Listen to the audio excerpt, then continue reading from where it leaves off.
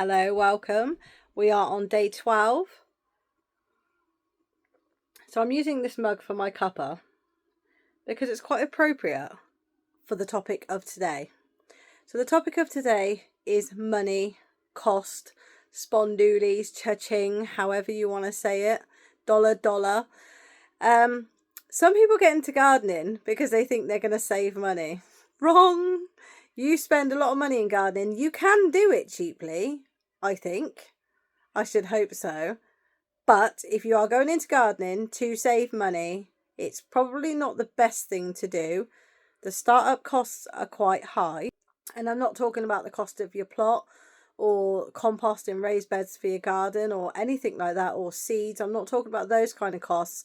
I'm talking about the cost of maintaining an allotment plot. It does cost quite a bit. You need a shed or an outbuilding to be able to collect water. Then you need an IBC tank, and then you need like the tap and the cover for the IBC tank to then be able to water your plants. If you don't water your plants, you get no crops. You can't just rely on rain because, as you well know, with the summer that we've just had, rain doesn't always come when you want it to. On top of that, the tools that you need, the clothes that you go through, the shoes that you go through, putting in pathways. And then there's the fruit trees, the fruit cages. There's a lot. And yes, you can get quite a lot secondhand. And gosh, I have myself, and thank goodness for that. But there's a lot of things you need to buy new. So I would say go into gardening and allotment plot holding with an open mind, with full pockets. And I would say if you've put your name down on a list for a plot, start saving now. Just squirrel that little bit of money away here and there. So when you want to buy the bigger things, when you've got yourself your plot, the money is already there. So you are not trying to find the money when you are also buying other things like gloves and all the rest of the bits and bobs that you need. There are a lot of little bits and pieces for being a gardener. And then when you get that mojo and you absolutely find yourself loving what you're doing, the temptation to buy more seeds, to buy books. So I would say go into it with an open mind, start collecting, start saving.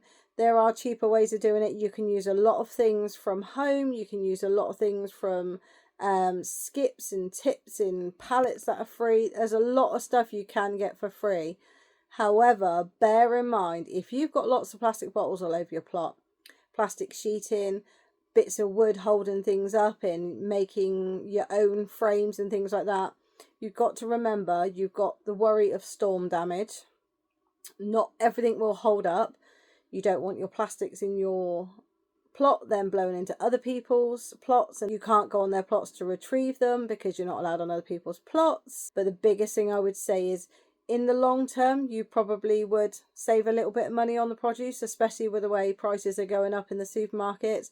But in the short term, get those pennies saved, get them squirreled away, start buying the odd bits and pieces now that you think you're going to need in the next 6 months.